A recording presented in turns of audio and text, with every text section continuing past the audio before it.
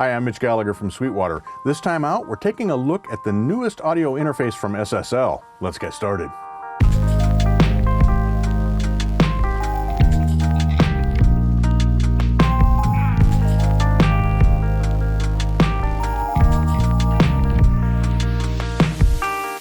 A few years ago, SSL, or Solid State Logic, came out with two audio interfaces that were instant hits, the SSL2 and the SSL2+. Since then, some users have been asking for a larger version of those interfaces with more inputs, more outputs, and maybe even a few more features. Today we're checking out the result, the SSL12. So this is by popular demand, but SSL didn't just make a larger version of the SSL2 or 2+. In fact, when I opened the box up, I was like, oh man, they made a SSL2+ with two more inputs and a few more features, but that's not the case at all. In fact, there are a ton of new features in this audio interface. Let's take a closer look. So the SSL12 is a USB audio interface. It's bus powered, so it requires no external power supply. And in fact, this is a digitally controlled audio interface, so there's an accompanying app for it, SSL360 that gives you control over all the features as well as latency-free mixing. That's the same app that you use with SSL's very popular UC1 and UF8 control surfaces. So the whole thing sort of comes together in this 360-degree ecosystem, if you will. To begin, we have four SSL-designed preamps. Now, these preamps are transparent, they have high dynamic range. In fact, they have 62 dB of gain, which is more than most competing interfaces have. They're also extremely quiet. The EIN, or equivalent input noise, is just 130.5 dB A-weighted. An important feature with these is this Legacy 4K button down here. Now this gives you the characteristic of the classic SSL4000 recording console, large format console, and it does two things. First of all, it gives you a very musical high-frequency enhancement, a little bit of a boost there, and that's shaped to emulate the very pleasing musical quality that the SSL4000 would impart to signals. The other thing is, like the SSL4000, the Legacy 4K feature gives you that sort of just soft, very subtle harmonic distortion that tends to lift signals up, give them a little more presence, move them a little bit more forward. It's not distortion per se at all. Rather, it's just an enhancement to the signal. Now, all this is actually taking place in the analog domain. It's a very cool feature. So let me switch that on for you so you can hear the difference. So this is with Legacy 4K turned off. This is with Legacy 4K turned on. There actually is a noticeable difference there in the top end, as well as just in the presence of the overall signal. Across the top of each preamp's channel strip, we have 48-volt phantom power on and off, independent, for each channel. We can switch to line level operation, and we have a high-pass filter as well. Now on the front panel, two of these channels can accept instrument level signals for recording guitar or bass. The inputs are on combi jacks, balanced XLR or 1/4 inch on the back panel. We also have four balanced outputs, and those are on 1/4 inch balanced format. Two of those can be used to route to monitors, or in fact, using the SSL360 software, as we'll see a little bit later, we can switch this so we can actually use outputs 3 and 4 as a second set of stereo monitors, so you can alt switch between those. And that's what this alt switch here on the front panel allows us to do. A new addition on the back panel is an ADAT input, and this supports up to 8 channels of digital input using the ADAT optical format. This is great for expanding your input choices with additional preamps and things that have an ADAT format output. We also have 5-pin DIN input and output jacks on the back panel for accessing external equipment. And speaking of external equipment, the outputs on the SSL12 are actually DC coupled, which means you can use them for control voltage signals for controlling external synthesizers and other gear that accept control voltage. Rounding out the front panel, we have 2 headphone outputs, and those are independently addressable. We've got a cut or a mute switch for the monitor output. We have the alt switch that moves us between 2 sets of monitors if we set the SSL12 up to use 2 sets of monitors. And then we have a talkback switch, and that accesses the built-in talkback microphone. When we press that, we're accessing the talkback mic. Press on, press off. And of course, we have our monitor level control here as well. We have the instrument inputs, as I mentioned, but we also have those dual headphone outputs. Now, those dual headphone outputs are very interesting. As we'll see later, you can also use those as additional line level outputs, and that's set up using the SSL360 software. So speaking of the SSL360 software, let's go ahead and take a look at the app. I've got it running here on my MacBook Pro. Now, the way this is set up is on the left, we have our input channels. In this case, we're looking at the 4 analog input channels.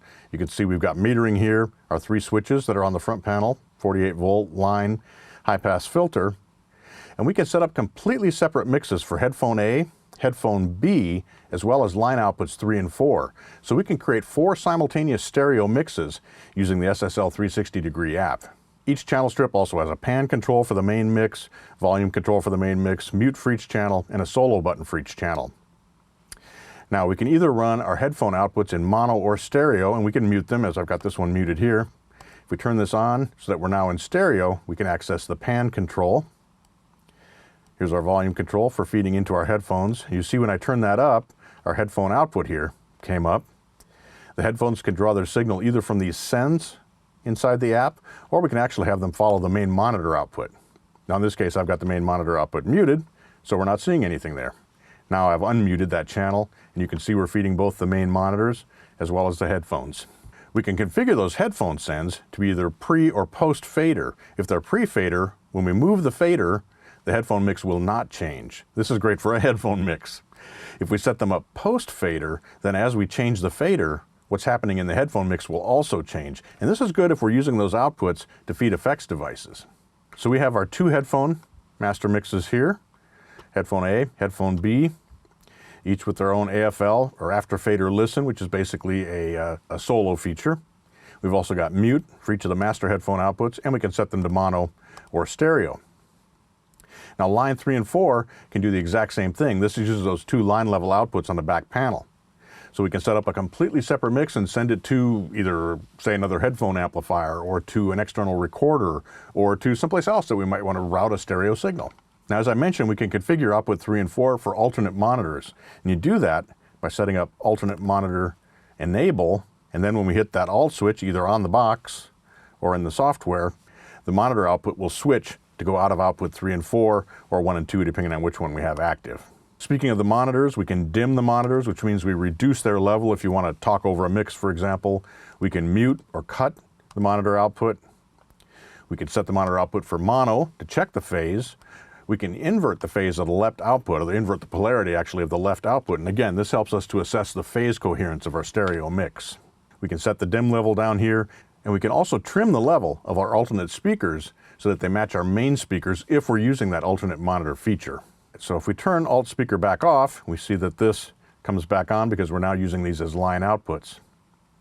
Now up here, we can also set monitor cut here, alt speaker if it's enabled, talk back, so we can access that from within the app as well. And we also have control features here, so we can set the sample rate up to 192 kilohertz. And by the way, the resolution of the SSL12 is 32-bit. We can also set the clock source, either ADAT or internal. And we can turn loopback on and off. Now loopback allows us to record signals that are coming into the audio interface, either from the DAW or externally, and loop them back into the DAW to be recorded again. This is great for podcasting and for live streaming. Up here under View is where we set what channels we're actually seeing in the app. So in this case, I have the analog inputs so we can view them. I can hide those as well. We can also look at the digital inputs, which would be those ADAT inputs. And we can look at the stereo playback inputs that are coming back from our DAW. That's those here. So we'll switch back to our analog inputs, and in fact we can hide those aux outputs, which are the headphone outs, and outputs 3 and 4 as well, to clean up the screen if we want. So we have a lot of flexibility for configuring the app exactly for what we want to see, and as you can see, we also have a lot of capability for setting up the routing for our signals to feed all those various outputs. Now I mentioned you could turn the headphone outputs into line level outputs, and you do that here under the settings. So headphone A can be set to line output mode, to headphone mode. We can set it to line output unbalanced, so that we actually get two channels out over a single TRS cable. If we're in headphone mode, we can set this to standard, high sensitivity, or high impedance, so you can match that to the type of headphones that you're using. And you can do that independently for the two separate headphone outputs. We can also set the meter peak hold here, with no peak hold the peak for 3 seconds, or hold until you manually clear the peaks. And one final feature in the 360-degree app, those three switches that do cut, alt, and talkback can actually be assigned to a variety of functions. So you could assign them to mono sum, to dim, to invert the phase of the left channel, or to activate the talkback. So we can use or configure those for whatever we want them to do. Nice feature. A few final features. We can activate contextual help, which shows us what each of the controls is doing. That helps if you're just learning the software. And over here we can also save and load different configurations for the app, so you can instantly set up a configuration for, say, tracking 4 tracks, or for podcasting, or for streaming, or whatever activities you're doing with the interface. You could save a preset so you could instantly jump to work in that particular application. As a bonus, the SSL12 comes with SSL's production pack.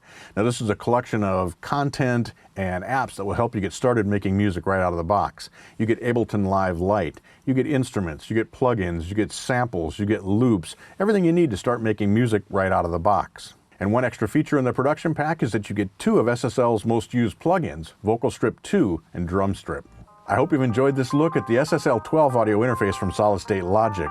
It's not just a larger version of the earlier interfaces. This is a completely new interface that uses some of those features and of course has a similar look to the older interfaces. But with all that digital control, all that routing capability, SSL's great sound quality, it's an awesome tool to build your studio around. Whether you're podcasting, creating content, recording music, whatever you're doing, the SSL12 makes a great choice. Thanks for joining me today. I'm Mitch Gallagher from Sweetwater. Thanks for watching. Be sure to like, comment, and subscribe. Click here for more videos like this, or start at sweetwater.com for all your music instrument and pro audio needs.